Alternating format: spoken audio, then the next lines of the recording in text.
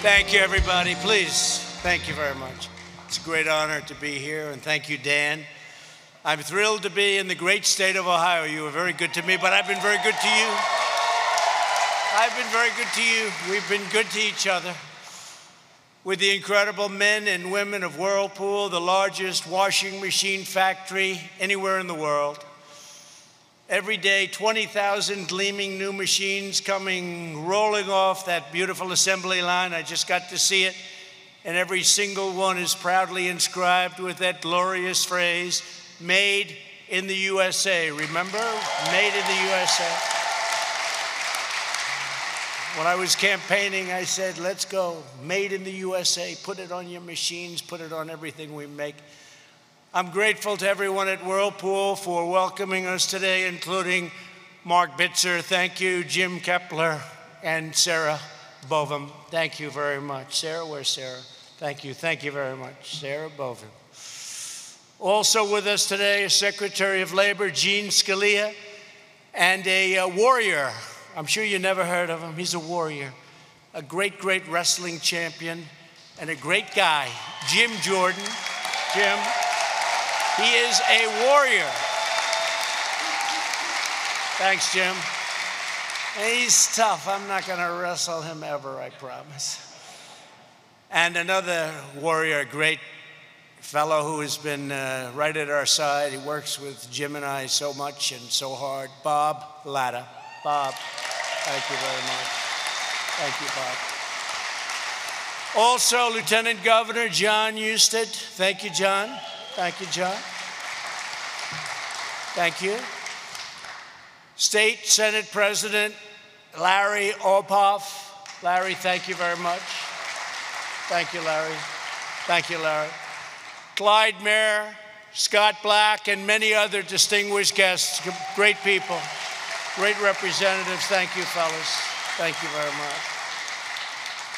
As we celebrate Whirlpool's 109-year legacy of American manufacturing excellence, today I want to lay out my vision to bring millions and millions more jobs and thousands more factories back to American shores where they belong. We've been doing it long and hard.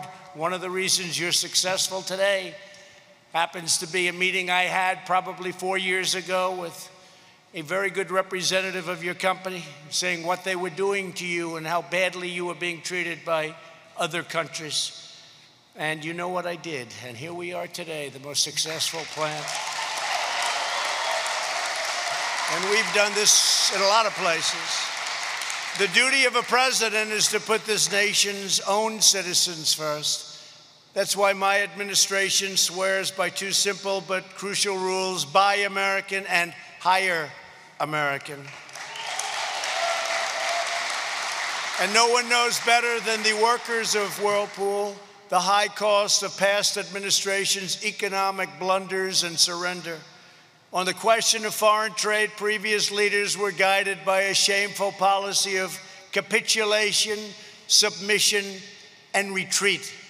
For decades, you watched as politicians let foreign nations steal our jobs, loot our factories, and plunder the crown jewels of the U.S. economy.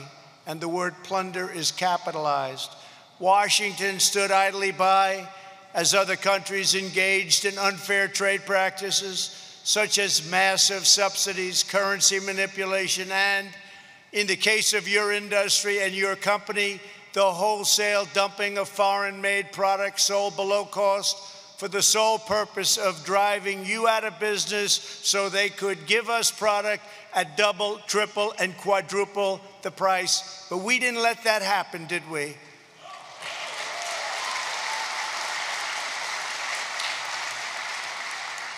For 8 years, Whirlpool begged the Obama-Biden administration, who did nothing to protect American workers from the flagrant dumping of foreign washers, dryers into America. But your cries for help fell on deaf ears. You didn't see any action. They didn't act. They didn't care, and they never will. For 8 long years under Obama-Biden administration, American factory workers received nothing but broken promises and brazen sellouts and lost jobs. The last administration tied America up in one globalist debacle after another. They catered to the special interests while allowing foreign nations to siphon off our wealth, our dignity, our dreams, our money. The suffering of our workers was met with nothing but cruel betrayal and callous indifference. In 2013, the U.S. International Trade Commission found your competitors from Korea and other countries guilty of dumping washers into the U.S. market and ordered them to pay anti-dumping duties as high as 79%. But rather than pay these very high tariffs, LG and Samsung relocated production to another country, a country called China. Have you ever heard of it? And the last administration did nothing as they kept on dumping washers into the U.S. market with impunity. The Obama-Biden administration was laughed at. They were a joke, and they were perfectly happy to let China win. Your jobs disappear, and your factory to close. And you know what it was like. I came through today, and everybody was out there, tremendous crowds, waving and cheering. I said, I must have done it right, because you had people that were really something. Because 4 or 5 years ago, this place was a disaster. In 2017, Whirlpool won relief from the ITC once again. Once more, your foreign competitors moved their factories to prevent a level playing field and to avoid liability, shifting production to Thailand and to Vietnam. Thailand and Vietnam, two places that I like their leaders very much. They're very nice to us. Do they take advantage of the United States? But not so much anymore. But this time there was one big difference. Instead of an administration that sold out American workers and sold your company out and couldn't have cared less for you, you finally had a president who stood up for the American worker. On January 23rd, 2018, at my desk in the Oval Office, I proudly signed the order to impose a 50% tariff on all foreign-made washing machines.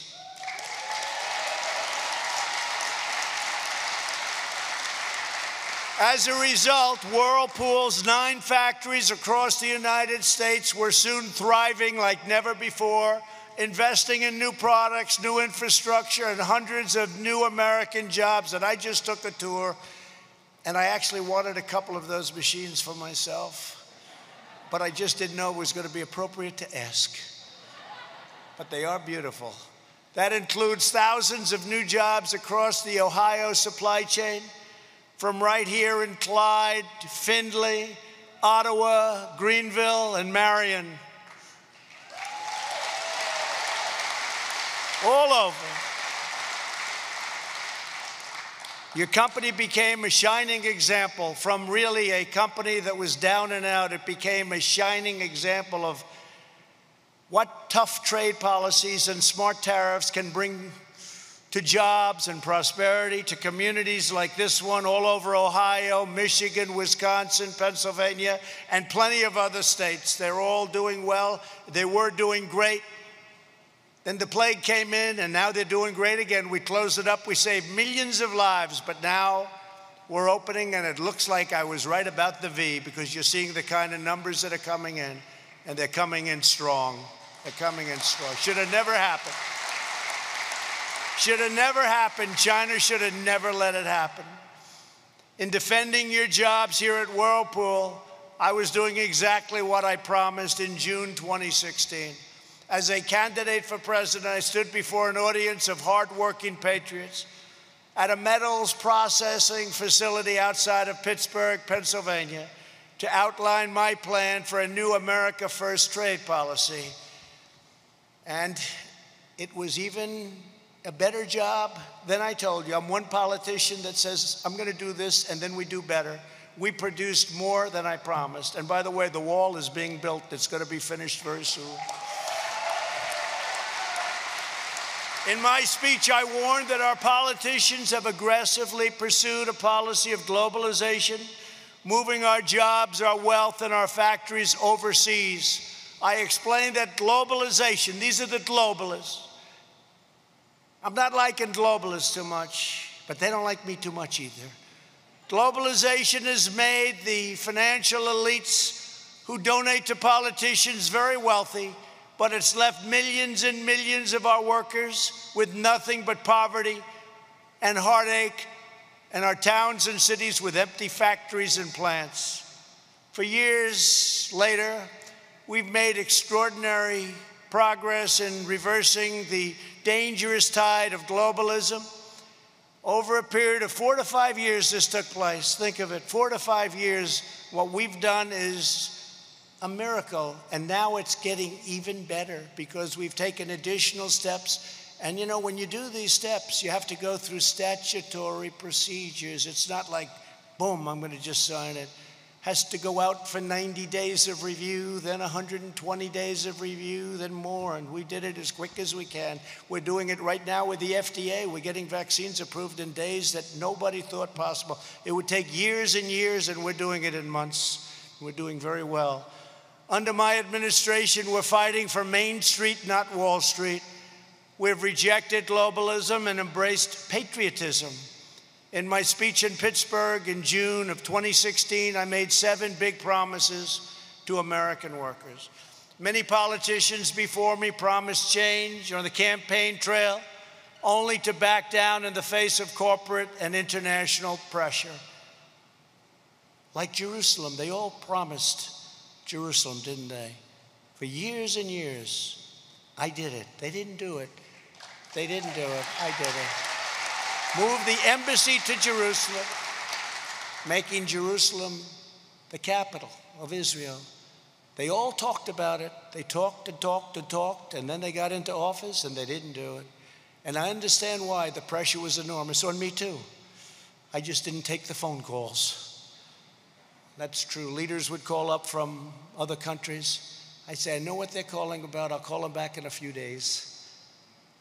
Then I just signed all the papers, got it done, and then I called them back. They said, I was calling about Israel and Jerusalem, but you've already done it. I said, that's right.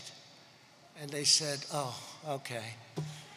I said, hey, I wish you got me a little bit earlier. But I didn't back down from my promises, and I've kept every single one. First, I promised to withdraw the United States from the last administration's disastrous assault on U.S. workers. The Trans-Pacific Partnership would have been a disaster. Would have been a disaster, especially for the automobile industry. Would have put it out of business.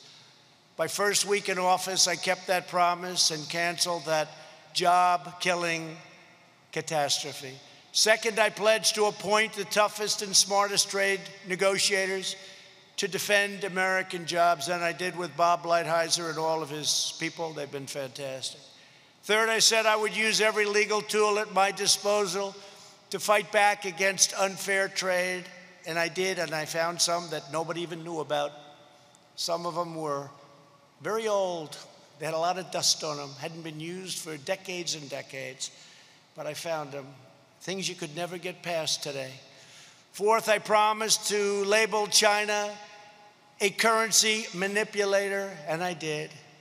Fifth, I said we would bring trade cases against China to crack down on its economic aggression.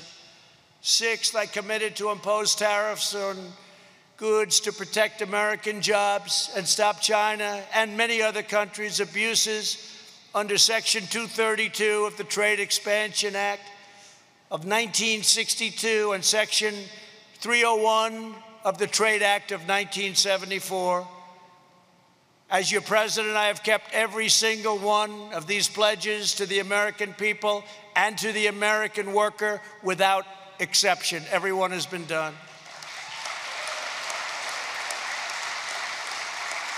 Seventh, one of my biggest promises in that speech was to replace the disaster known as NAFTA, one of the worst trade deals ever made by any country, let alone ours. Ohio lost almost 40% of its manufacturing jobs after NAFTA was signed. Half of all of the automaking jobs across the state were wiped out. Earlier this year, I finally ended the NAFTA nightmare and signed the brand new USMCA agreement. That's United States and Mexico and Canada. And all of those bad things that you had to suffer with, you're not suffering anymore, because now people and companies have an incentive to stay. They're not going to be leaving so fast. That was the biggest point I made. I want to make sure that these companies aren't leaving and the managers walk up and they say, I'm sorry, our company's leaving, going to Mexico or Canada, but going primarily in that case to Mexico. Canada takes advantage of us with dairy. Unbelievable advantage, but not anymore. But Mexico took a lot of jobs. And I said, I don't want companies moving. And if they do move, remember, you've heard it, if they do move, when they make that product, they got to pay a big price to sell it back into our country.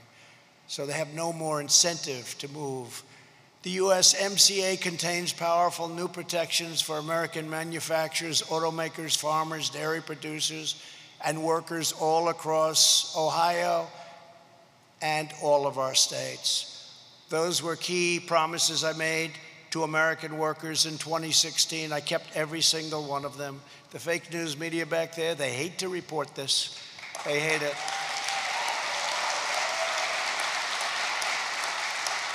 Why do they hate it? Because they're fake. Today, to define our path forward, I'm making our incredible workers 6 more promises that I will keep over the next 4 years, and I'm very proud to make them at your plant and in the state of Ohio. First and foremost, we will defeat the China virus. We're working very, very hard. We call it the China virus. We call it the invisible enemy. We call it many different names. It's got many different names, but it's bad, and we've made tremendous strides. We're attacking the virus from every angle, and through this aggressive strategy, we will win the war, and it will happen sooner than people think. We're developing a bounty of therapies such as remdesivir, dexamethasone, antibody treatments. The antibody treatments are really working out well, really well, and many more that have allowed us to reduce mortality by 85% since April. Under Operation Warp Speed, 2 vaccines are already in the final stage of clinical trials, and we'll have a vaccine very soon, I hope long before the end of the year. We've dramatically increased our domestic production of personal protective equipment, such as N95 respirators, gowns, and gloves. We've got factories now all over the United States making these products. And we've developed the most advanced testing system on earth to produce our most, and this is what we have to do. We have to produce not only cleanliness and perfection in every way, but we have to protect our most vulnerable citizens against this horrible virus. And that's, generally speaking, the elderly, especially the elderly with problems of the heart, problems with the heart, and diabetes in particular. Those 2 are a basic disaster. Our strategy shelters those at highest risk while allowing those at lower risk to get safely back to work and to school. Instead of a never-ending blanket lockdown causing severe long-term public health consequences, we've targeted and looked at data-driven approaches, and that's what we're doing. Again, when you close down, and we had to do it initially because it came and hit us big, hard, and nobody knew what it was, and we saved millions of lives. But today, you just pinpoint it. We know what to do, and we know who to protect. As an example, very young children are incredibly powerful. They're much stronger than all of us when it comes to the immune system. It's an incredible thing to see. But we know who to protect, and we know what to do. And let me tell you, lockdowns have big consequences in terms of drugs, in terms of family, in terms of depression and suicide, in terms of so many other problems that are caused, and not good for the kids. And they don't learn the same at a computer as they do when they're in a classroom. So there are big, big problems with lockdowns. But we cannot defeat the virus by fighting against each other. Just can't. And there are a lot of different theories and a lot of different ways. But if you look at some of the results, you'll see some of the states, governor-run, some of the states that are open and run very smart are doing very well, and in fact better than strong lockdown states. Now is the time to come together as Americans and to unite against the plague inflicted upon us by China. Together we will prevail. My second promise to you is this: we will rise from the current adversity of this horrible, invisible enemy, and we will be more prosperous and resilient than ever before. We've done things that we never knew we could do. We're building factories now. We're building plants. You'll see what's going to be happening with the job numbers very soon. We had 2 of the best months ever in the history of our country. And we're going to have many, many very, very successful years unless somebody comes along and destroys it by doubling, tripling, and quadrupling your taxes and quadrupling something else called regulations. It will be ended. It will be depression time. One of the key lessons we've learned in this battle against the China virus is that the mighty American economy has a fantastic ability to adapt and repurpose its factories. Today, using the Defense Production Act, which we've used often. Remember, they'd always say, oh, use the Defense Production Act. We've used it a lot, more than some companies would like to know. We're engaged in the most rapid industrial mobilization by far since World War II. Over the last 6 months, we've witnessed one manufacturing miracle after another.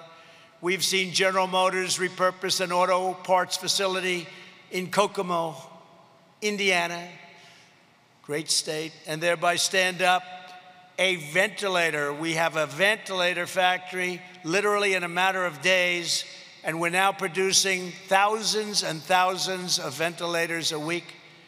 General Motors has now built and delivered more than 20,000 ventilators.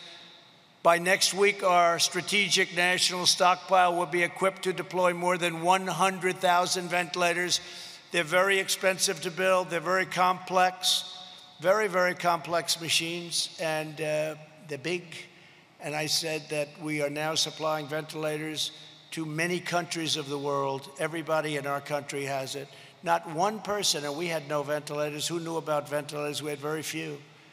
But not one person who needed a ventilator, think of this, who needed a ventilator didn't get it. Every person that needed a ventilator got it. Who would have thought that was possible? And you remember at the very beginning when you first heard about this whole horrible situation with the China virus, ventilators, they weren't around. And now we make them by the thousands. Working with GM and almost a dozen other companies, great companies, my administration has turned America into the ventilator king of the world. Ventilator king. Make them good, and we make them great. They're very good. Highest quality. We're now exporting ventilators to friends and allies, and they're really thankful. They're calling, can I have ventilators for our country, sir? How many do you need? Could you send 1,000? I said, it's a lot. The answer is yes. What we're doing is incredible. We're helping we're doing more goodwill with ventilators, because other things you can make, gowns and swabs and things you can make, we're making them too. But ventilators are tough. Ventilators are just one part of our historic manufacturing ramp up. Within 7 days of New York City officials asking for assistance last spring, we helped ship 1 million yards of fabric from North Carolina to New York City for masks and gowns. We're making them all over the place. A great company, Honeywell, has opened up N95 respirator factories in Rhode Island and Arizona in record time, and they're now churning out tens of millions of masks for our strategic national stockpile. These include manufacturing achievements, and these are incredible. They'll be the foundation of an even brighter future for American industry. What we've been able to do in a short period of time is frankly incredible. I'm not talking about me, I'm talking about the people out there. What they've done is incredible, including the military and some of the generals and admirals, the job they've done. My third promise is to build on these gains to turn America into the premier medical manufacturer, pharmacy, and drugstore of the world.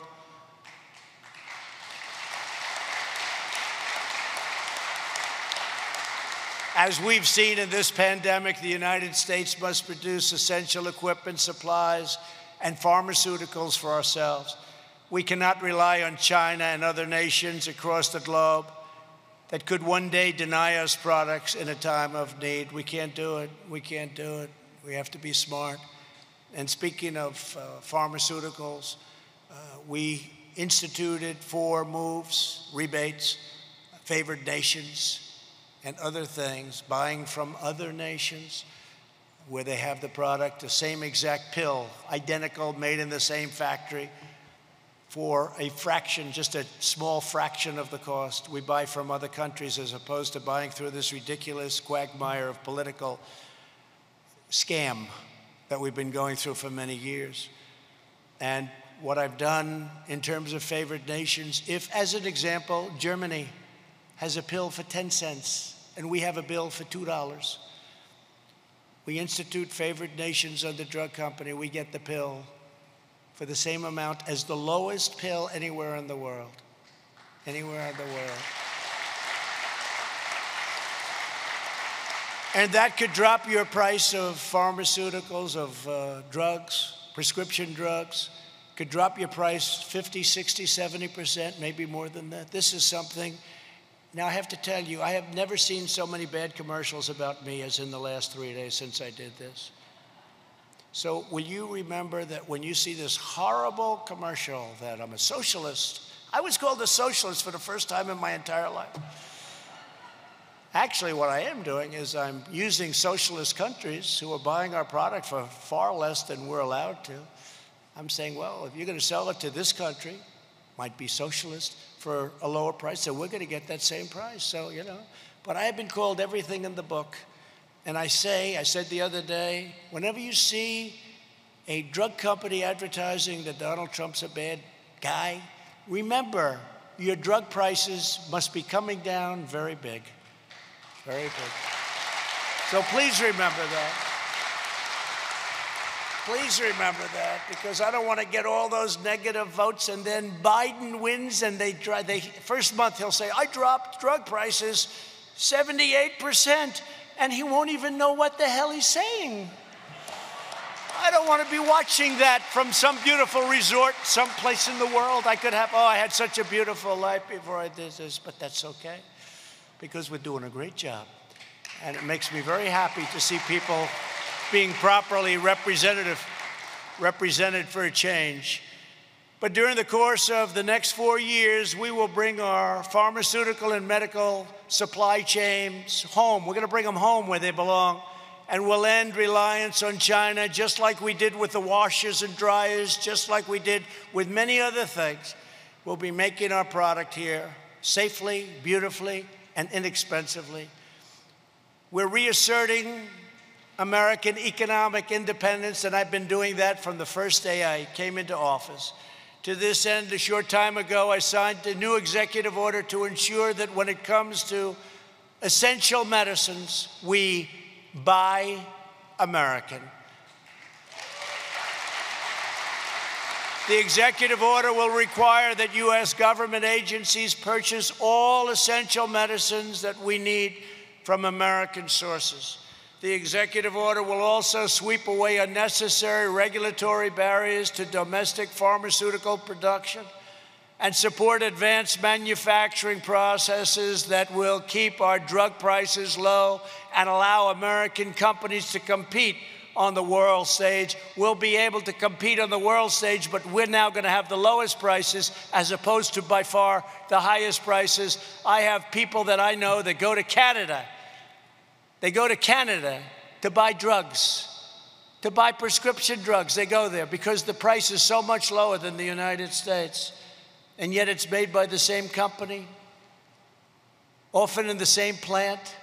It's a disgrace. And the politicians allowed this to happen for many, many decades. You have people called middlemen. I don't know who the middlemen are.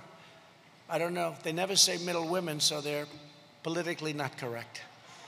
But I've heard the term middlemen for a long time. They are so wealthy, They are so wealthy, nobody has any idea who the hell they are, what they do. They make more money than the drug companies. You know, in all fairness, at least the drug companies have to produce a product, and it has to be a good product. But the middlemen, well, the rebate that I'm doing cuts out the middlemen and it reduces costs, and the money goes back to the people purchasing the drugs. So I have a lot of enemies out there. This may be the last time you'll see me for a while. A lot of very, very rich enemies, but they are not happy with what I'm doing. But I figure we have one chance to do it, and no other president's going to do what I do. No other president would do a favored nations, a rebate, a buy from other nations at much less cost. Nobody. And there are a lot of unhappy people, and they're very rich people, and they're very unhappy. Here's my fourth promise to American workers. Beyond our medical supply chains, over the next 4 years, we will onshore millions of new manufacturing jobs across many other critical sectors that are vital to our national security and prosperity, from electronics to machine tools to shipping, aerospace, autos, and of course to iron and to steel. And we'll never forget your washers and your dryers, okay? During 8 years of the last administration. And by the way, I have to just tell you this little story, a couple of little stories, if you don't mind. Do you mind? Okay, because that's better than the other stuff, right? No, I was with somebody and they said, you know, for a dishwasher, we don't have enough water, sir. I think a lot of the people in the audience would understand what I'm saying. They don't have enough water because they put restrictors on, so you don't have any water. And I said, what is that? What is that? In most states, I mean, outside of desert areas, we have so much water we don't know what to do with it, right? A lot of states. Your state does pretty well with water, right? So they have plenty of water. So I passed a regulation, I signed a regulation that give the dishwashers much more water. And I was asking today, and that, by the way, includes your washers. You don't need too much water in your dryers, but it includes your washers. And I was just saying to your brilliant people that are doing such a good job running your company, I said, how much impact has that had? They said, unbelievable. It's been unbelievable. Because I had people saying they'd wash their dishes and they'd press the button 5 times. So in the end, they're probably wasting more water than if they did it once. So do you notice the people that make the machines? You know what I'm talking about. We now have the water that you need instead of stupid, where you have much less water than you need and you just keep going over and over again. I had people say they'd press the button 5 times. They didn't have enough water. And the same thing with sinks, toilets, and showers. You go into a new home, you turn on the faucet, no water comes out. You turn on the shower. If you're like me, you can't wash your beautiful hair properly. You waste 20 minutes longer. Please come out, the water, it drips, right? You know what I'm talking about? They put restrictors on. I got rid of that, I signed it out. It's common sense. So now when you actually go into a new home and pay a lot of money, you turn on a faucet and water actually comes out. Isn't that nice? That was a regulation that was put in by a lot of people that don't understand life. Because you end up using the same amount of water. You just let it run 3 times longer. It's crazy. And one other thing I did, remember the old light bulb? The old light bulb was so great. And they put it out of business. It was much cheaper and it had much better light. And you're all good-looking people, but you look better under the old light bulb than that horrible new light bulb, right? It cost you a fraction of the cost. Didn't last as long, but that's okay, but it cost you a fraction. I reinstituted and opened it up so they can sell both. They can sell the new one if you want it, and they can sell the old one. The old one's doing amazing business, amazing business. And you know, the new one is considered hazardous waste. When you lose it, you're supposed to take it down to a dump, a specified dump. How many people are going to do that with a light bulb? Hey, you know, we lost this light bulb. Let's travel 28 miles outside of the city to get rid of it. It's hazardous waste. So I put the old bulb back in, and you can use the new one. You can use anything. I guess it's competition. But I particularly like it because I don't look so orange. So it's very nice. Very nice. I don't want to look, I don't like that look. Never liked it. But it's a tremendous thing, and it's having tremendous success. So they'll, you know, scoff and say, oh, who cares about that? Very big stuff. You know, these are big things. A lot of people have come up, thank you, sir. They had sinks that didn't give water. They had showers that didn't give water, the whole thing. And it's been a great thing. It's been very popular. And we might as well tell you about it because people don't talk about it. But these are things that no other president would be doing. No other president, frankly, would be even thinking about.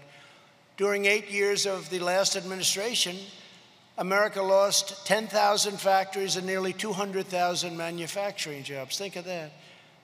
In contrast, my administration added over 500,000 manufacturing jobs. It was up to actually 701,000 jobs before the plague came in. And if you remember, President Obama, you need a magic wand. No, you don't. We need manufacturing jobs. He said you won't have any more manufacturing jobs. You need a magic wand. He was wrong about that also.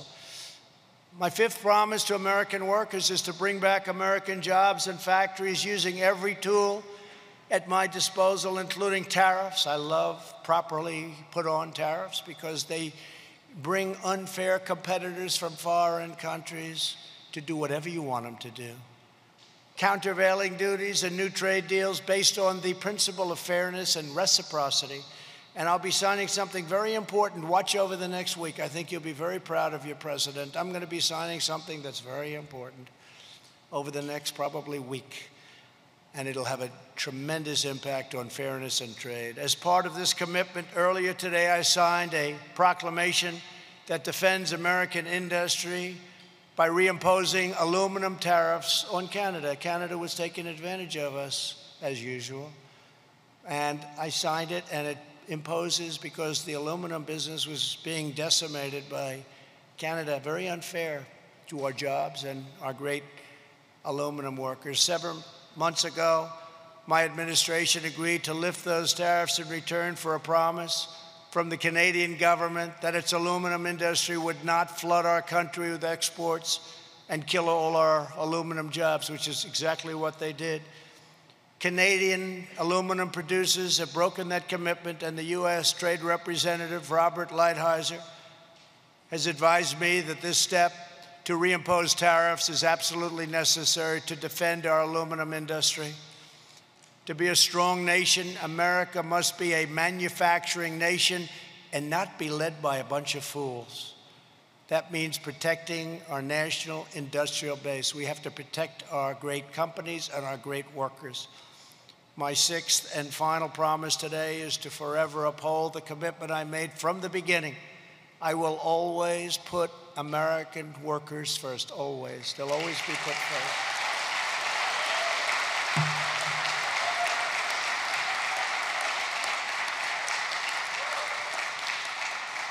And I don't know if you're union or non-union, it doesn't matter to me.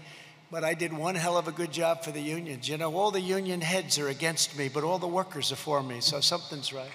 The workers are for me.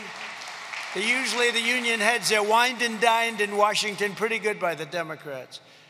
As part of this commitment, on Monday I signed an executive order to prevent government agencies like the Tennessee Valley Authority from replacing American workers with cheap foreign labor. There's a very big utility run by a man that gets $8 million a year. Would anybody in this room like that job? $8 million? $8 million a year, right? Highest paid. He really doesn't work for me. I wouldn't pay $8 million. If you paid him, the president gets $450,000. I give up my salary. Nobody ever says that. I might as well every once in a while say it. I believe I'm the only president to do that. And I'm saying, that's not too smart. But the Tennessee Valley Authority pays $8 million a year to the head. And after the authority laid off 20% of its American technology workforce and forced them to train their foreign replacements this week, I told the chairman of the board, "You're fired."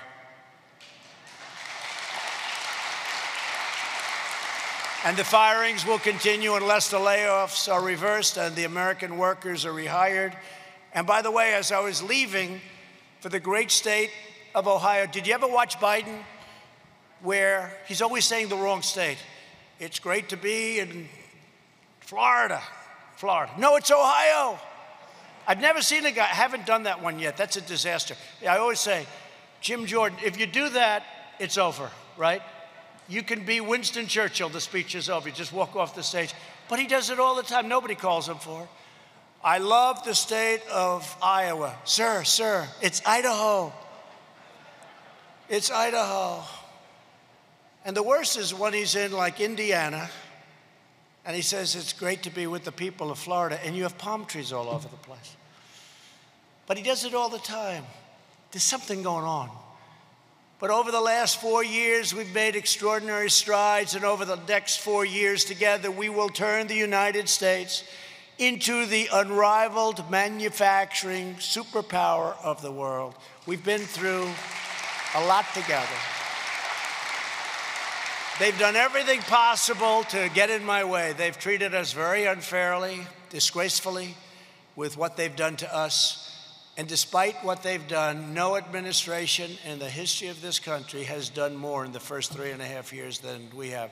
Whether it's rebuilding our military, all made in the USA, whether it's the biggest tax cuts in history, whether it's the biggest regulation cuts in history, ANWR in Alaska, the largest field perhaps in the world, that Ronald Reagan, going back even before Ronald Reagan, no president could get it approved. I got it approved, and now it's potentially one of the greatest sites in the world, should be the greatest site in the world. So many different things we've done. We've done so much.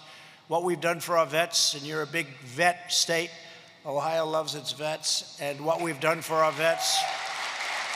Choice and accountability. We got two things they've been trying for almost 50 years. Choice, veterans' choice. How about that? We got that for you. So if you have to wait online for 2 days or 2 weeks or 2 months, and they had to wait 2 months sometimes. If they had to wait online, they don't anymore. They go outside, they get a private doctor, we approve it, we pay the bill, and we take care of our vets like they're supposed to be taken care of. Just got a 91% approval rating. VA just got a 91% approval rating, highest ever, the highest it's ever had. And accountability, we have people that we're so scornful. They had hatred for our vets. They were treating our vets badly. Our vets have to be treated great. But you couldn't fire them. They could be sadistic, they could be thieves, they could be anything. You couldn't fire them because of civil service unions, et cetera, you know. Couldn't fire them. And I got the accountability, VA accountability. Now you look at them, they don't do a good job for our vets. You say, Jim, you're fired. Boom, get out. That's the story. We actually terminated over 8,000 people that were not treating our vets well, and they were there for a long time. That sounds a little bit cold, but the truth is they got to treat our vets well, right? So they have to do it. But we got accountability and we got VA choice. But to achieve the vision that we've been talking about for so long, we must finish the job and drain the Washington swamp once and for all, and we're doing it. For years, left-wing politicians smiled and looked at American workers right in the eye and took advantage of them and lied to them. They took your endorsements, they took your money, and they took your votes, and they did nothing. Then they turned around and inflicted one corrupt betrayal of the American middle class after another, whether it was NAFTA, TPP, the horrible Korea deal, the ridiculous Paris Climate Accord. How's it working out for Paris? Not so good. And China's entry into the World Trade Organization, which is probably the worst of all the deals, if you want to know the truth. That was where China signed that, and they went up like a rocket ship. And they violated the rules like nobody's ever violated them before. In fact, they're considered a developing nation. And because they're a developing nation, they have advantages. Well, we didn't accept that. But for years, they accepted that. And by the way, Joe Biden supported every single one of those horrible, disastrous sellouts. Under this administration, those days have been over. And we're not going back. We're respected again as a country. You know, we're respected again.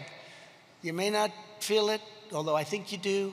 You may not see it. You don't read about it from the fake news, but this country is respected again. We don't let people take advantage of us, including our allies, who took tremendous advantage of us. Tremendous. Our allies took tremendous advantage of us, both militarily, where they don't pay their bills. We protect them. They don't pay. Like Germany, we're reducing the force. They don't pay. They're delinquent. I say it all the time. They're delinquent. They got to pay. You know, we protect Germany from Russia, and yet Germany's paying billions of dollars a year, billions and billions to Russia for energy. So I say, what's that all about? So we protect, and they pay money, and we protect. So we don't stand for things like that, but we have many other things. I could stand up here all day long and tell you things that you wouldn't even believe. To fully restore American prosperity, we must stop the radical left-wing movement that would destroy our country. They want to impose $3 trillion of new taxes on American families. They want to ban fracking, which will demolish your state. It will demolish Ohio oil and gas jobs. They want to rejoin the disastrous Paris Climate Accord, where you'll pay billions and billions of dollars for the privilege of getting ripped off by other countries and inflict a socialist takeover of the U.S. economy known as the horrendous Green New Deal. Was conceived by a young woman, AOC +3, I say. AOC, that's a real beauty, isn't it? She knows as much about the environment. Do we have any young children here? As that young child over there, I think he knows more. And she certainly knows nothing about the economy. And if they ever had their chance, you would find that out, and it wouldn't take very long. You know, Venezuela was a very wealthy country 20 years ago, one of the wealthiest. Per capita, one of the wealthiest. Tremendous oil reserves, everything.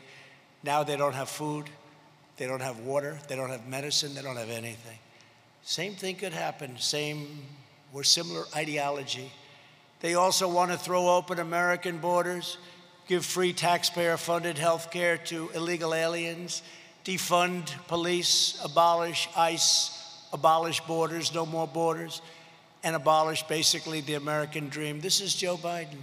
And does anybody really think he's strong enough to stand up to these ruthless, vicious people? You look at Portland, you look at what's going on in Seattle. These are the people that you're dealing with. If I didn't send in the troops, if I didn't send in the great people from Homeland Security, you'd have courthouses and post offices and everything else burned down, blown up. And we may send in something else because, you know what, they've been rioting now for 70 days and the mayor thinks it's just wonderful and the governor has no idea what she's doing. I've never seen people like this. Remember in Seattle, where they took over a big chunk of the city, Seattle, and the mayor said, it's going to be a summer of love. And I said, she's just kidding, right? Isn't she? She wasn't kidding. But we were all set to send in the troops, send in the people that we were going to send in. And what happened is amazing. We told them, and all of a sudden the police went out and they cleaned it up. But that place would still be occupied if we didn't get involved. Same thing with Minneapolis. Minneapolis was a disaster. After 5 or 6 days, they were going to lose that whole city. We sent in the National Guard. They took care of things in about 1 hour. Remember the scene of them walking down the street, firing the tear gas? Now you're not even allowed, if you're looking at the other side, you're not allowed to use tear gas or pepper spray. You can't use any of that stuff. They can use Molotov cocktails and horrible things on you, but you're not allowed to do anything. So the police didn't want to have anything to do with the convention in a great state, Wisconsin, Milwaukee, for the Democrats. You couldn't use tear gas, you couldn't use pepper spray, you couldn't use anything. Think of how ridiculous this is. And you won't be able to use your guns because they're going to end your Second Amendment as sure as you're sitting there. But the proud people of Ohio will not let that happen. Together, we will preserve, protect, and defend our American way of life as long as I am president. Thank you. Thank you. As long as I am president of the United States, I will fight for you with every ounce of energy and strength that I have. I will be your voice. I will defend your jobs. I will stand up to the foreign trade cheaters and violators that hate our country. I will never let you down. I will have your back 100%. For more than a century, the workers of this company have continued the proud tradition of American greatness embodied by your legendary founder, Lou Upton. It's a heritage grounded in the values of hard work and determination, innovation and excellence, faith and family. loyalty and patriotism passed down from one generation to the next. You have an incredible heritage. These are the values that have defined this company and defined our country from the very beginning. And they are the values that will define our future, that will ensure our success, and that will allow America to thrive and win for many generations to come. There is nobody that can defeat us, nobody. Now I'd like to take just a moment to introduce a few of the Whirlpool men and women whose jobs I had the honor of taking decisive action to protect and to save. Kerry Wallace is an operations analyst whose family has 100 years of history at this very plant. Kerry, please come forward and say a few words, please.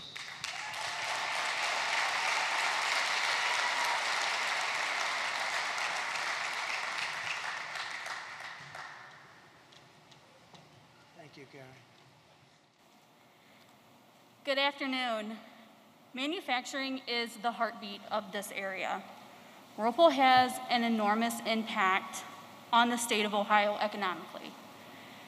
My family has proudly worked in these walls for 4 generations, like Mr. President said, for combined over 100 years. I had the opportunity to get some advice from my mother, advice that was passed down from my grandfather, which I was actually just able to pass down to my nephew. There is not another company that would provide financial security and career opportunities in this area like Whirlpool.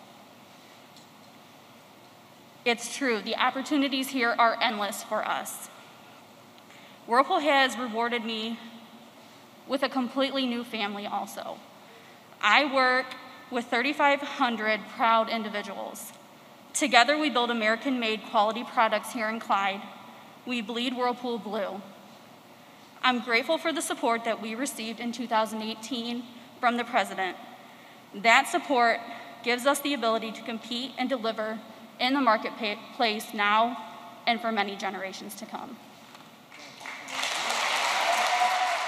Thank you. Thank you, Karen. Wow. Great job. Marco Ontiveros is a first-generation American who started at this plant to support his family 17 years ago. Marco rose through leadership to become a production lead. Marco, please come up and say a few words, please.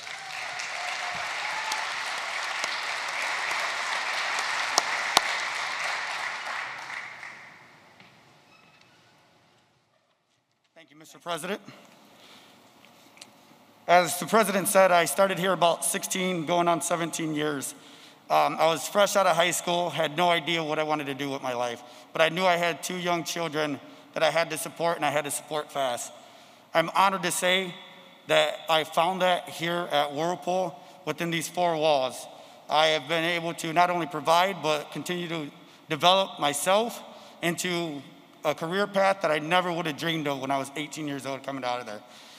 As Ms. Wallace stated, I too am very grateful for the tariffs that were put against our foreign competitors in 2018 to take that instability away from our everyday lives and provide a longevity of stability and support for these American jobs here in these 4 walls.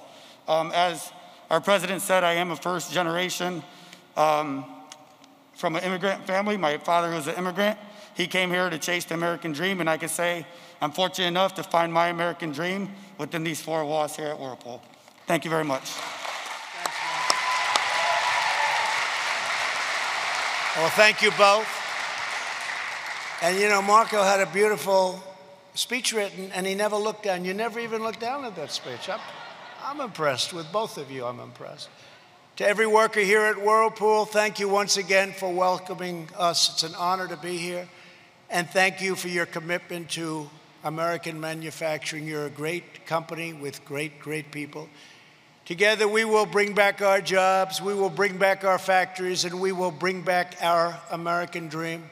God bless you, and God bless America. Thank you very much. Thank you.